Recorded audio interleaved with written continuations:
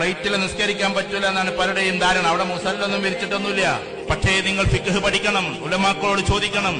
അപ്പൊ നമ്മൾ എന്താ ചെയ്യേണ്ടത്? അവിടെ തയമ്മം ചെയ്യാനാണെങ്കിൽ നമുക്ക് മണ്ണുണ്ടാവില്ല. അപ്പൊ ചെയ്യേണ്ട പണി എന്താ? നമ്മുടെ മുമ്പിലുള്ള സീറ്റിൽ ഉറക്കടിക്കൊന്നും വേണ്ട, ആ മനുഷ്യൻ അറിയും കൂടി വേണ്ട, മെല്ലെ ഒരു അടിയടിക്കുക, എന്നിട്ട് മുഖം തടവുക, എന്നിട്ട് നീയത്ത് വെക്കേണ്ടത് എന്താ? തയമ്മത്തിന്റെ നീയത്താൻ.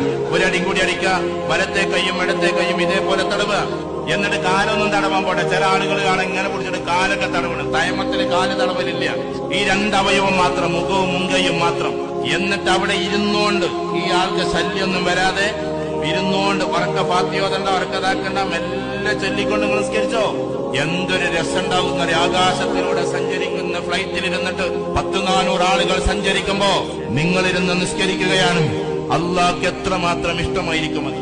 വായുലോകത്തിലൂടെ പോകുന്ന ഫ്ലൈറ്റിലിരുന്നിട്ട് പ്രാർത്ഥിക്കുന്ന നിങ്ങളെ ജഗനിയന്താവായ തമ്പുരാൻ എത്രമാത്രം